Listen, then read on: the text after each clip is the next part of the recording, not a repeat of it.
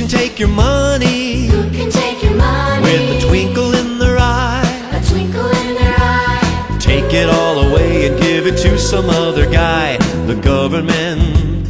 The government. The government can. The government can. And who can tax the sunrise? Tax the sun. Okay, so this is what we're talking about, Ryan. Are we really doing this? Are we? Are we really? The government. We're going to talk about the government The today. United States government. Oh, wow. I think So we're about to get, like, real. banned and the government's not going to start watching Yeah, this. will this be flagged on the algorithms of the social media world landscape?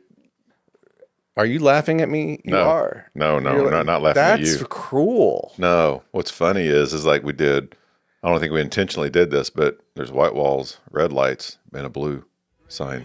Red, white, and blue. This is a red, white, and blue episode. Very subliminal. Yeah, very. Hey, welcome to the Real Christians Podcast, everybody. Not just another podcast for Christians, but for non-Christians as well. We're just real guys trying to be real Christians, discussing real faith, real life issues, and knowing the real Jesus. I made it. Mouthful. I'm trying to get better at that. No, it's all good. So, our intro was talking about the government. What is that all? What is it that you want to talk about our government? So one of the questions that I get quite a bit whenever I'm teaching or, when I'm talking to people is, as Christians, should we submit to the government? Ooh, submit. There's that word. Yeah, submission, man. And that is such a big word. There's so many different ways we can take that submission. But today what we're going to talk about is really what does that mean in regards to the government? Okay. Because when we take a look at what's going on politically in our country, Yes. there's a lot of fighting. There's a lot of things going on in the world. There's rioting. What we've seen in the last several years, there's just been all this upheaval that's been going on. So as Christians, what do we do with it? How do we go about it? And I just think it's something that we should talk about because the Bible, in my opinion, is very clear on how we as Christians should be handling ourselves. And I think that's very important. And the world needs to see how we handle ourselves too. Because So our country was founded on Christian values. yeah, absolutely it was. Okay. The founding fathers brought that into things, and it's part of what made the Constitution. It's part of that's where the freedom of religion came from. It's not from religion, freedom of religion. This whole tyranny kind of aspect, but yes, that is part of our historical foundation. But what we'll do is, what do we do today, though, with it?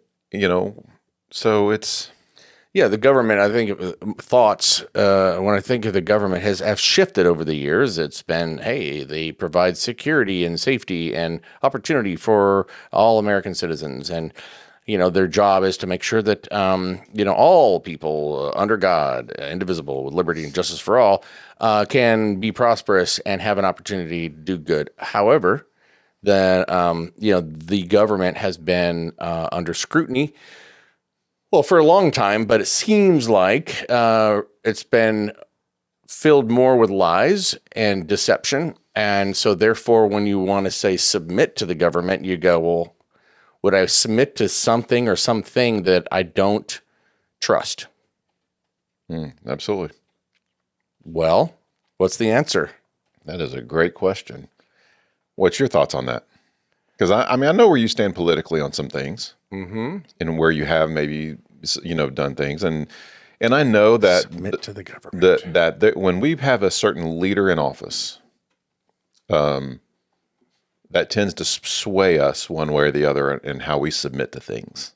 Would you agree with that or not? I'm struggling with the word submit. Are you more apt to just agree and go with it, or are you more apt to kind of fight against it, depending on who's in office? Okay. Because you've mentioned this before, and I'm not going to throw this out here. It's nothing new. When Trump was in office, would you submit to Trump and just the things that he implemented, or would you kind of really fight against him and for whatever reason? And I could use the same thing with Biden. So it's not I'm not trying to pinpoint or nail anybody down on anything. Yeah, It's just Reagan, more- Carter, yeah, Ford, it Bush, doesn't matter who it Clinton. is. Whoever's in office. Does that determine who's in the office? Okay, now I can grasp the president if the president. That's what I'm trying to kind of bring it down to. Let's say Because there's someone. government, there's Congress, right? The two parties, right? That duke it out, and then there's the president. I'm putting less stock in the president and what he or she says that they're going to do and can do, and I rely more on our government, our Congress, to not let radicalism take over on either side, to kind of keep it grounded. And Hopefully that's the case. Yeah, absolutely. I have lost faith in our government. I don't know what to believe anymore. I don't know what sides to take. I was just looking at what is the one not fact check, but .org. Yeah, that's one of them. Yeah, and Snopes. Yep. And I just saw all the little meters going false, false, false, false, false. And I was like, let me find some that are true. And it was like looking for a needle in a haystack. On what? On whatever somebody said, is this politician said this, is it true, is it not? And that's the point where we have lost the ability to understand What's true? And what's not true and what's not true. And if we're talking about the government today, and should we submit to the government, that free will of independent thinking does not necessarily have to agree with the government in order for you to live in this country. That's the rub. It is. So let's take this down to the whole submission thing as Christians overall. Okay. No matter who's in office, no matter who's leading this country. Okay. We'll get to that in just a second. Okay. But in general, let's read Romans 13. Oh. Okay. Romans 13:1. Now the whole passage is 1 through 10. I may not read the whole thing, but we may put it up there. It says, let every person be subject to the governing authorities, for there is no authority except by God's appointment, and the authorities that exist have been instituted by God. So the person who resists such authority resists the ordinance of God, and those who resist will incur judgment. I'm going to stop there. This is not a suggestion. This is a command. We are meant to submit to the governing authorities. Now, the bigger question is, should we always submit to the government, Okay. no matter what? Yeah. I mean, do we get to pick and choose what things? Okay, I won't go over 55 miles an hour. Well, I'll go 60 because you're not going to write me a ticket for 60. But I'm gonna do that. I'm not gonna if I break the law, lawful things. That's law. That's state, but it's still governed by our Constitution. But what do we do when it comes to immigration and laws on abortion and laws on minorities? And Those are great questions, Doug. was that the right answer? That's Ding, ding, ding, kind ding. of where I'm going. Okay. Because look, we need to be responsible to honor and submit to the governing authorities. Okay. As long as they do not violate God's laws. Okay. God is, as this verse said, he is the ultimate authority person. So if our government, which is man, decides to enact certain laws that go against what God deemed, and in what he says in his word, we are to obey God, not man. That's why I threw in there, do we always submit to the government? Because we need to be clear on some of the things that they are putting down. Is it of God or not of God? If it's something that's vague, like speeding or taxes or obeying your HOA, do all those things. Yeah, that's just that's the part I was thinking of that I get. That we, as believers, and respect authority, respect the country that you live in, play by the rules. If you feel strongly about something, then there are processes that you can take that are I don't want to say the word disruptive because then I start thinking about the kneeling incident, football kneeling. Yeah, You I don't know, care about that. but that was disruptive, but it was meant to be disruptive to make change. It was meant for African Americans to say something that we all needed to hear. And there's a certain segment of the population that didn't want to hear it and said, but it was very, very moving. Yeah, and that's a personal choice on what you decide to do and how you decide to do something. That did not go against anything government related. It did not do anything along those lines. It was just a personal choice for you to do whatever. Sure. And in anything that we decide to do, we also need to understand there could be consequences for it. Personal consequences. By you choosing to do what you do is going to cause a reaction by somebody else. Okay? So whatever you decide to do, you're going to do that. But I want to get back to more about obeying really more of the government than it is trying to kneeling because of national anthem. That's a whole other topic. I don't care about that one. Okay? Jesus said, there's one aspect of when Jesus was confronted with this because the Pharisees and Sadducees were coming to him and trying to trap him in this talk. Okay. This is in Matthew 22. Okay. And it's 15. It's really 15 through 22. And it says, the Pharisees went out and planned together to entrap him with his own words. So that was their goal. They sent him to their disciples along with the Herodians, saying, Teacher, we know that you are truthful and teach the way of God in accordance with the truth. You do not court anyone's favor because you show no partiality. Tell us then, what do you think is it right to pay taxes to Caesar or not? But Jesus realized their evil intentions and said, Hypocrites, why are you testing me? Show me the coin used for the taxes. So they brought him a denarius. Jesus said to them, Whose image is in this, and whose inscription? They replied, Caesar's. He said to them, Then give to Caesar the things that are Caesar's, and God the things that are God. Yeah. Now when they heard this, they were stunned, and they left, and then went on their own way. So Jesus is even saying, that is man stuff. Do the man stuff. When it's God stuff, do the God stuff. In a sense, dumbing it down to a little bit. As Christians, if the government wants to put in these dumb rules and these other things like this, we are to submit to these things. Now, do we want to vote and try to enact change and things like that? Absolutely. But ultimately, when it comes down to it, if it does not violate God's laws, or if it's one of the gray areas that aren't out there, we're to submit and be the best citizens we can be in that sense. Right. Whether we agree that when we get our cars registered, we have to go through emissions, and that was something that was passed to help our. You might go, that's crap. You might not agree with it, but that's the way it is, and you're. Or however it affects your taxes, your business, and all that kind of stuff. You got to play by you got to go, okay. Yeah, absolutely. But now I want you to fill in the blank. But when it comes to blank, we might need to do something other than submit. So I've got two examples. Okay. Now, no, this is going to be very personal to some people. I don't care because this is where I'm in. Like one of my big issues is abortion. Okay. Okay, so my thoughts are God is the creator of all life. This is where I stand.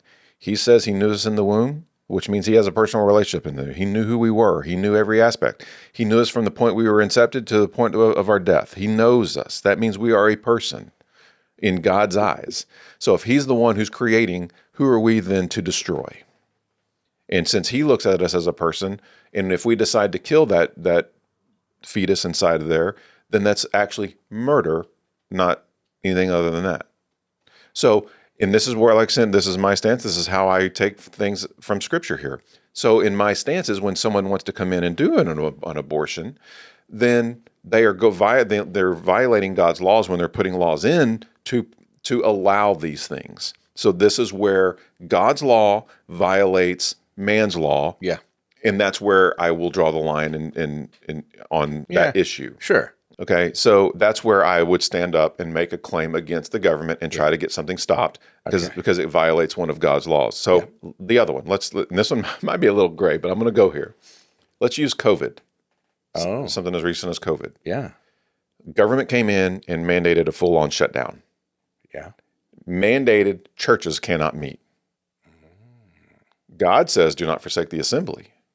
God says, it's important for us to be meeting together. Government comes in and says, nope, you can't meet. This is why churches went out there and said, no, we're going to continue to meet. Because they felt it was a violation of God's law for us to be congregating together and kind of a thing. Now, I'm not going to get into the whole aspect of we were doing it because we didn't know, were we doing it for safety purposes? And that's kind of why our church shut down. It wasn't necessarily because we were trying to, obey government, but we didn't know what the whole aspect of what it represented. Being cautious. So and we were being responsible. cautious and that kind of thing. But you could take that and say, hey, well, I'm not going to abide by this, because if the government wants to shut down Christianity, all they had to do is mandate a shutdown ordinance. And now we can't meet together. And that's what they did. And they did it. So that's another one where we then stand up and go, hey, that's You can't do don't that. do this. And I know that we have an online option, and that really kind of progressed us for us, honestly, Sure. to get things out there even more. But that is not the same as meeting together. Okay. So yes, it didn't hinder us talking about it, doing things together, but we weren't serving. We weren't meeting people's needs necessarily. How many meals were made for people who were hungry because we couldn't actually go out and do things? It's not the same. So we have an obligation to obey man and man's laws. We have an obligation to obey God and God's laws first and foremost. Yeah, and how do you reconcile that? I mean, there's that action part. You can believe it, that's not right. We're going to do it anyway because that's what the government says. I don't feel right about this, but the government says, okay, so at what point do you go, I am going to meet in public, or I am going to, and I'm trying to think on the abortion thing, that action part. So therefore, I want to create laws or help, assist, vote, government, right? To make this to where it's not okay, because in the Bible, you're not supposed to kill people. So that's the part where, the other side is that it was Roe versus Wade. I know I'm getting the thing about the abortion thing, but since then, that's been my normal in my generation as a Gen Xer. Like, it's, understand that if somebody, is pregnant, that they can go somewhere. And then, okay, so we should not talk about this part. I mean, go ahead. It's fine. I mean, because I'm trying to get around to what do you do? So- Okay, do I submit or not? So I think there's a point to where you try to enact and keep those laws from happening. So let's say you have a politician who is out there now trying to be elected right now, and his stance on abortion is that it's okay to kill an innocent child until 2 weeks of delivery. Okay, that's their stance. Yeah. Then it is our responsibility then, if we can, to go out and no, we don't promote this guy. We don't go vote for this guy. We don't do things for this guy. So that's one way to enact change, to keep those things and going on. And then when they start, let's say that guy gets elected and he starts kind of putting these things together, we go out and we start writing congressmen. We start telling them, it's doing all these things to try to stop it before it Picket line? happens. Do you start picketing? You could. I mean, I think it goes back to you need to go ask God what God is telling you to do on this matter. But there are people out there who feel that that's the way. Because there's power in numbers, and so therefore, I'm an action guy. Like if you see something that's wrong in the government, I think a lot of folks go, well, what am I supposed to do? I mean, first of all, find the truth. But if you know that this is happening, and this is the guy who in my city, in my state, is allowing this that is it's just wrong, then what do you do? That's the part I'm always wondering. What do you do? And everybody's different.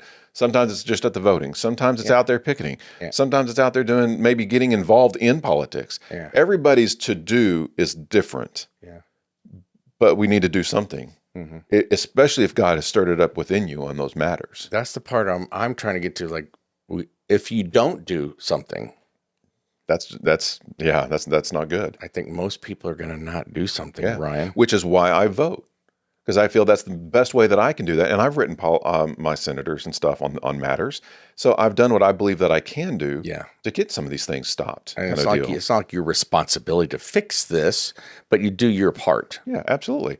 And we see examples of this in Scripture. And this is why I really kind of want to bring it out, because Daniel, okay, it was commanded in that time, nobody was to pray, you only go worship the king or, whoever was there. And Daniel goes, no, I'm going to pray to God.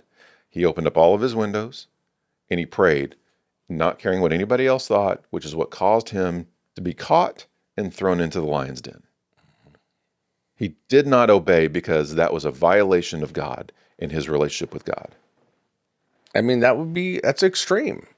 I mean, he went to extreme lengths to stand up for his beliefs. He just kept doing what God told him to do. And that's regardless of what the outcome might be, that's what we do. If someone come to me and told me I can't pray or I can't have my Bible out in public, sorry. This is what I do. And they said, "Come with me. Yeah. You're going to jail." Which honestly may not be that far from the real truth of what happens in the future. Yeah, that's the kind of where I was leading. Like, if we don't do something, I think most people, when I said that really quietly, I don't think most people are going to do anything. They just they talk about it. Did you hear what they said? That's not good. And that's as far as it goes. They complain about it, but they don't do anything. And if the majority of people over the years and decades don't do anything, it's going to be a slow migration of our country and our society that is not representative of what it was meant to be or dreamed to be. Yeah, well, and we're seeing this in all parts of our world right now. You see that in China. You see that over in the Middle East.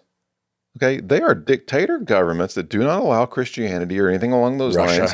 Russia. I mean, you name it. I mean, These people are their reality is only what's fed to them, and what's being fed to them is just controlled and what they want them to believe, not the truth. Well, yeah. And then now what's happening is now we have, we want this whole inclusion of all of the governments and all of these countries. We all just want to get along. Well, now these influences from China are trying to come in. These influences from the Middle East are trying to come into the U.S.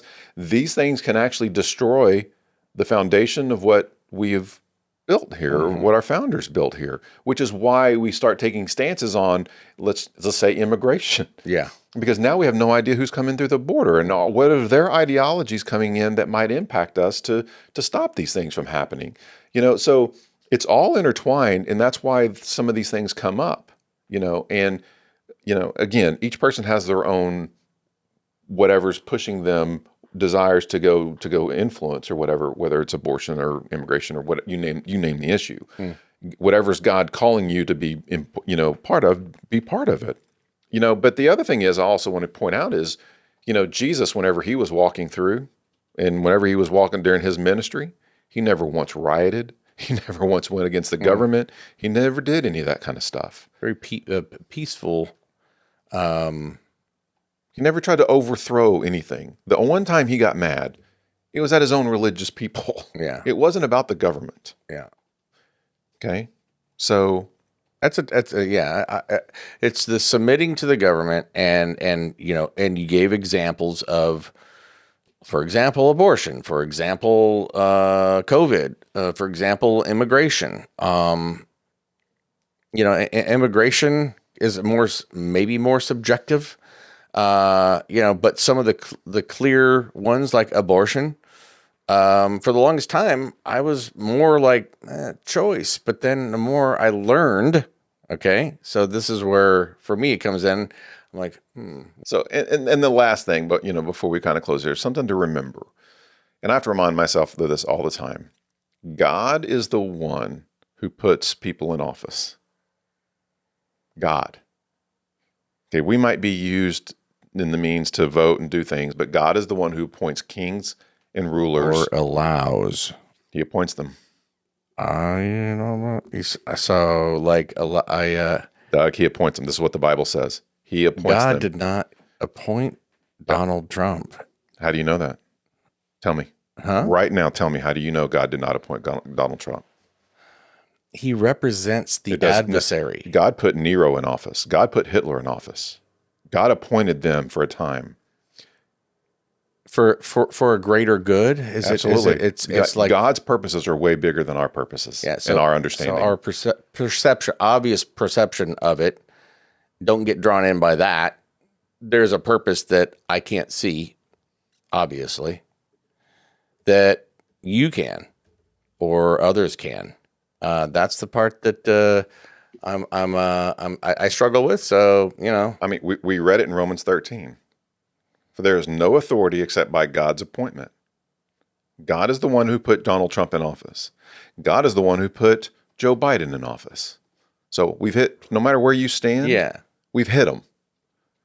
So we need to understand that God is the one who put it there. So when you start like Bad-mouthing. going against this leader, you're going against what God has instituted. gosh, man, that's a hard pill to swallow, Ryan. I'm telling, that's why I have to remind myself of this on a regular basis. And we need to remember that. So what we're called to do, even if we don't agree with them, we're called to pray for them. No matter what. That's a shift. We're not meant to sit there and fight that and be that unruling of a person as a Christian. God appointed them. So God must have a plan to accomplish through them for some reason. And when we are fighting that, we're thinking we are better at figuring things out. We know better than that. Yeah, a backseat driver. Yeah, kind of thing. exactly. So, this whole submission thing, we need to understand it's a bigger picture. So that becomes. Let me ask you this: do you think that the majority of people believe that or feel that way? No, I don't. And I don't even think you know what's going on during the middle of it, because God used the Babylonian Empire back when the Jews were deported from their land, and God, kicked them out of their land. They sent them to Babylon, where they were persecuted, and it was a bad situation. But God put Babylon in control. But He did this to hopefully to bring them back to Him. I see. See, the thing that just struck me is that the whole goal of believers of Jesus Christ, and the whole when is the world coming to an end? God's going, I need as many people. It's our job to get as many people to come to Christ, so that when the end times come, that it's a lot of people. And if having whoever's president in our country makes that the result of that brings people closer to God, then who cares of what his policies or his attitude or how many women he's cheated and raped and all that kind of stuff. That's which is the rub, which is like, well, why would God put somebody who's done so many evil things? And you're like, well, you don't have to understand it, but that the more people are going to, there's a reason for it, and you have to trust that it's because more people are going to come to Christ. Yeah. And just know that they're all bad. Joe Biden is bad. Yeah, I know. I'm not that All delusional. Yeah, but yeah, I know. All of them. So, but just remember, God is the one who appointed them. Okay. All right. And what we know is at some point, Jesus wins. Mm-hmm. God wins. Things will be done. I wish but there in was... between there is a purpose, and God is using them, and we need to realize that and remember that. Well, okay, Ryan. And that's how we can get through things. All right. You know how I'm just a simple man trying to understand this world, trying to understand what's going on. No, absolutely. And this is a part of that. It's good stuff. Well, all right. That's I think we have another one in the future coming up that we will talk about. Let's talk about since voting seasons. I want to know how to find who to vote for. I would like to know how to talk first, and then I'd like to know how to vote. You know what? We will do that one next. Okay. And by the way, I'm not going to tell you who to vote for, but we're going to talk about some I need things. some tools, man. Okay. Are we going to do it? All right. Hey, y'all, thanks for watching. Please like and subscribe, and we'll catch you on the next one. Thanks, Peace guys. Appreciate it. Out. Yes. Put your hands up.